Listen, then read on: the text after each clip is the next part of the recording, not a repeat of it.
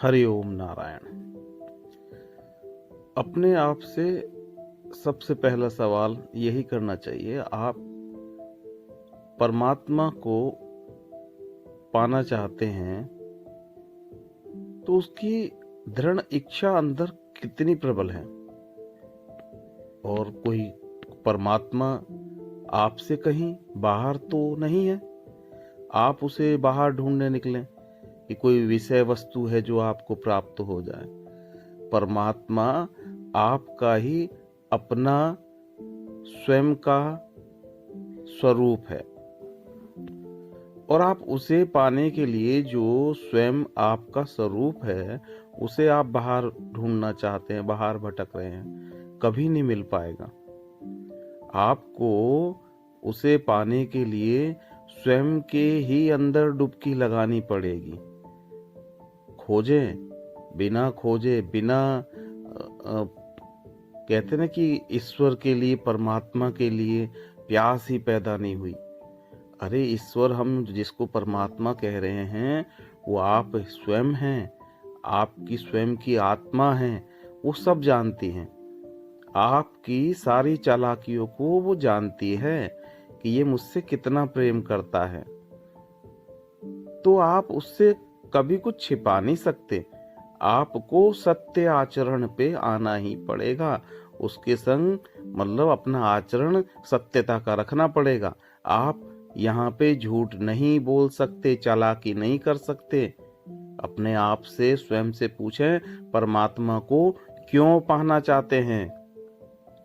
तब इसका सही उत्तर जब आपको मिलेगा तब आपको पता लगेगा कि आपकी कोई इच्छा, कामना, कोई लालसा है कि आप कोई चमत्कार दिखाना चाहते हैं रिद्धि सिद्धि पाकर, है ना, या फिर दूसरों पे अधिकार जमाना चाहते हैं या कुछ विशेष दिखाई देना चाहते हैं संसार में। तो ये सब चीजें जो आप स्वयं अपने अंदर से उसको ढूंढे कि आप चाहते क्या है। आपकी आत्मा को तो पता है, उस परमात्मा को अच्छे से पता है, कहीं बाहर से नहीं, आपके भीतर बैठा है, आपके अंतर में है। तो वो हर एक चीज को अच्छे से जानता है कि आप क्या भाव लेके बैठे हैं, किस भाव से आप आध्यात्मिक पथ पर हैं। तो उससे जो है चालाकी नहीं चलती। इसीलिए आपको बड़ी कठिनाई होती है कि अरे कोई मार्ग बहुत जल्दी मिल जाए, मेरे को जो है मैं ऐसा कर लूं कि आकाश में उड़ जाऊं, मैं जो है पानी पे चल जाऊं, ऐसे ऐसे कुछ मेरे अंदर कुछ विशेषताएं आ जाएं। तो ऐसा नहीं है कि इंसान लगता है, जैसी इच्छा होती है परमात्मा उसको बहुत सी ऐसी चीजें दे भी देता है, लेकिन वो इन चक्कर में फंस के बाद में आंतरिक रूप से उसके अंदर रुदन ही उठता है। क्योंकि जब तक आप स्वयं से नहीं मिलोगे तो ये प्यास शांत नहीं होती। और एक बार जिसके अंदर ये प्यास उठ जाए वो फिर बिना अपनी प्यास बुझाए रुकता नहीं है। रुदन होता है उसकी आंखों में कि हे परमात्मा, आप कैसे मिलें, कैसे आपकी प्राप्ति हो।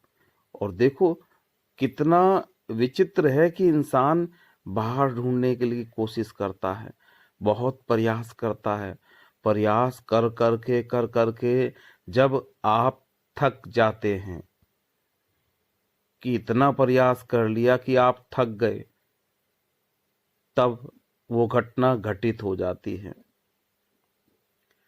जब वो घटना घटित होती है तो आप अपने स्वयं के अस्तित्व को जान पाते हैं उस दिन कि आप कौन थे, आप क्या थे, आप क्यों थे, आप कैसे थे। ये बुद्धिवाचक सवाल सब दूर हो जाते हैं, कोई सवाल रहता ही नहीं है। ये स्वयं से स्वयं तक की ही क्रिया है, मतलब स्वयं से स्वयं तक की यात्रा है ये। क्रिया शब्द कहना यहाँ सही नहीं, स्वयं से स्वयं तक की यात्रा है। ये स्वयं से स्वयं में ही पूरी होगी, दूसरा यहाँ कोई बीच में नहीं होगा। कहते हैं ना, जब रामकृष्ण परमहंस जी को माँ काली साक्षात दर्शन देती थी, तो उनके गुरु ने ये कहा कि भाई ये भी माया है, कि अब जब कभी भी माँ काली आए तो मैं तुम्हारे माथे पर आज्ञा चक्र जहां होता है वहां पर कांच के टुकड़े से हल्का सा काट दूंगा। जब तुम्हें एहसास हो कि कुछ ऐसा हुआ है तुम्हारे माथे पर और माँ काली जब वहां पर हो, तो तुम जहां से माँ काली को लाते हो वहीं से एक तलवार निकाल कर माँ काली को काट काट के छिन्न छिन्न अलग कर देना, कि कोई रूप वहां रह ना जाए। तो जब रामकृष्ण परमहंस जी ने ऐसा किया, तब उनको जो है अपनी स्वयं तक पहुंच पाए, अपने आत्म स्वरूप तक पहुंच पाए। तो ये दृश्य जगत जब तक रहता है तब तक आप अपने आत्म स्वरूप को नहीं जान पाते, है ना। तो ये दौड़ने की जो मतलब एक क्रिया है कि आप जो है अपनी परछाई को पकड़ना चाह रहे हैं, आप जितना आगे बढ़ोगे परछाई हाथ नहीं आती। गुरु ज्ञान देते हैं कि देखो, परछाई को मत पकड़ो, पीछे मुड़ो, सूरज तुम्हारे सामने है। तो ये पीछे मुड़ने की ही क्रियाएं हैं, अपनी तरफ आपको ले जाने की क्रियाएं हैं। आप जब तक इनको अच्छे से नहीं समझोगे, आपके मन बुद्धि में नहीं बैठेगी, तो आप क्या करोगे। हरि ओम।